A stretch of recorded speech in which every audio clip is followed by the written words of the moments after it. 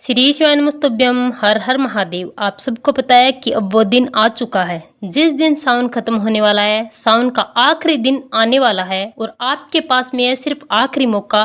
पूज्य गुरु जी ने बहुत ही विशेष उपाय बताया है जो कि सिर्फ और सिर्फ सावन के आखिरी दिन ही किया जाता है। जीवन में आपको कभी धन की कमी नहीं होगी अगर आपने ये छोटा सा उपाय कर लिया तो। चाहे कितनी भी बड़ी मनोकामना क्यों ना हो, पूरी जरूर होगी।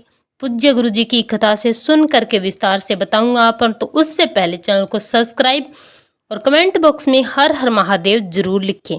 मात्र आपको एक कनेर के पुष्प को 7 जगह छुआ करके करना है। ये उपाय कैसे करना है पूरा बताऊंगा, ध्यान से सुनना। इस पूरे वीडियो में हम 3 महाउपायों के बारे में बात करेंगे जो ना सिर्फ आपके धन की कमी को दूर करेंगे बल्कि आपके जीवन से दरिद्रता को हमेशा के लिए खत्म कर देंगे। आपकी सारी मनोकामनाओं की पूर्ति जरूर होगी। सबसे पहले बात करते हैं गुरुजी द्वारा बताए गए पहले उपाय की। देखिए, ये पहला उपाय सावन का जो भी अंतिम दिन है उस दिन आपको ये उपाय करना है। बहुत ही सरल और अचूक है, बिल्कुल वैसे ही जैसे अधिक मास के अंतिम दिनों में आपने किया था। बस अधिक मास और सावन के उपाय में करने का कर्म अलग अलग है। पूज्य गुरुजी ने अपनी कथा में बताया कि महादेव की कृपा सदैव पर आप पर बनी रहेगी। जीवन में आपके कभी दरिद्रता नहीं आएगी। आपके घर में हमेशा माता लक्ष्मी का स्थायी निवास होगा। कभी भी पैसों की कोई कमी नहीं होगी। तो धन की कमी को दूर करने के लिए और धन प्राप्त करने के लिए ये उपाय किया जाता है। कहा जाता है कि इस दिन जब सावन खत्म होता है तो मेरे देवादिदेव महादेव वापस स्वर्ग लोक में जाते हैं। तो जितने भी देवता होते हैं वो खुले हाथों से धन की वर्षा करते हैं और तब आप ये उपाय करते हैं तो आपको भी उसका हिस्सा मिलता है। ध्यान से सुनना। इसके लिए आपको लेना है 1 तांबे के लोटे में अपने घर का ताजा जल और साथ में लेना होगा मात्र 1 कनेर का फूल। सिर्फ पीला वाला फूल ही लेना है और 1 लेना है दीपक। दीपक लेना गोलबाती का और उसके अंदर भरोगे गाय माता का घी। और इन सभी चीजों को लेकर पहुंच जाना है मेरे देवादिदेव महादेव के मंदिर में शिवलिंग के पास। और इससे पहले महादेव के मंदिर में जाएंगे तो महादेव जी के मंदिर की चौखट पर आपको ये 1 दीपक लगा देना है और महादेव जी से प्रार्थना करनी है कि आपकी चौखट पर एक मनोकामना लेकर आया हूँ, उसे पूरा जरूर कीजिएगा। और इसके बाद आपको शिवलिंग के पास जाना है। अब आपने जो 1 लोटा शुद्ध जल लिया है उस 1 लोटे जल को मेरे देवादिदेव महादेव के ऊपर आपको समर्पित कर देना है एक क्रम से।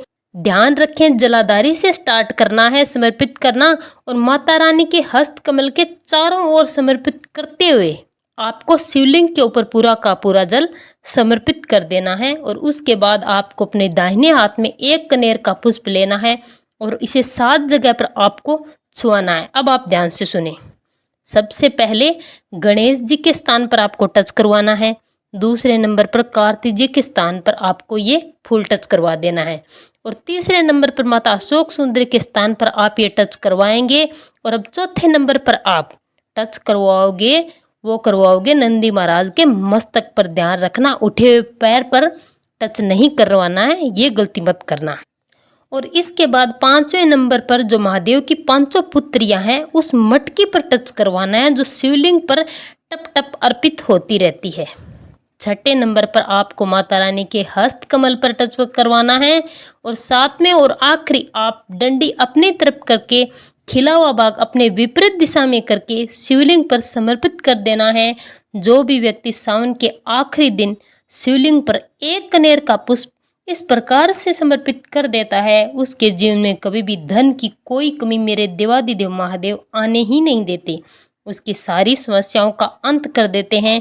उसकी जो भी मनोकामना होती है वो पूरी जरूर होती है। तो आप ये उपाय जरूर करें।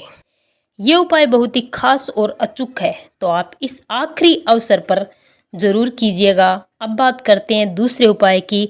अगर आप चाहते हैं कि महादेव की कृपा सदैव आप सब पर बनी रहे तो चाहे आपने पूरे सावन में कोई भी उपाय किया हो या ना किया हो, कोई भी व्रत किया या ना किया, कोई भी व्रत उपवास या अनुष्ठान किया हो या ना किया हो, तो भी सावन के अंतिम दिन इस उपाय को जरूर कर लेना।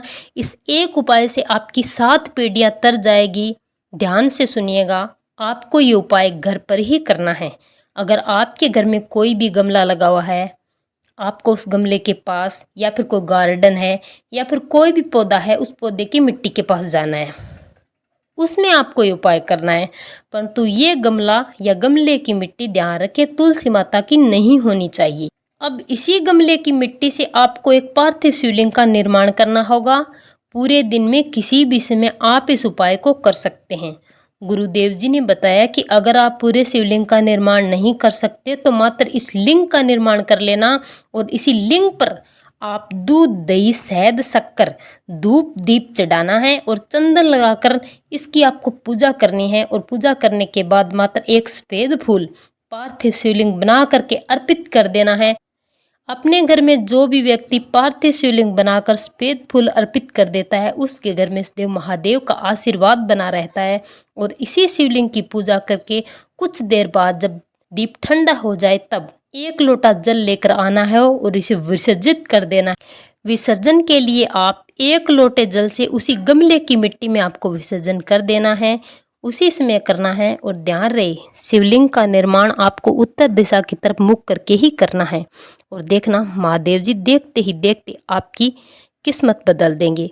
और अगर आप कुछ भी न कर पाओ तो मात्र आप 2 लोटा जल अपने दोनों हाथों में लेकर उसमें 2 बेलपत्री डाल देना। और अगर बेलपत्री ना मिले तो 2 अक्षत चावल के दाने डालकर आपको चले जाना है महादेव जी के मंदिर शिवलिंग के पास और श्री शिवाय नमस्तुभ्यम मंत्र का जाप करते हुए दोनों लोटों का जल एक साथ समर्पित कर देना है और हाथ जोड़कर अपनी मनोकामना महादेव से करनी है। मात्र इतने से उपाय से भी आपकी हर मनोकामना सावन के आखिरी दिन पूरी जरूर होगी। जलाधारी से बहता हुआ जल 1 लोटे में थोड़ा सा डालकर अपने घर में इस जल का छींटा लगाएं। ये उपाय जरूर कर लें।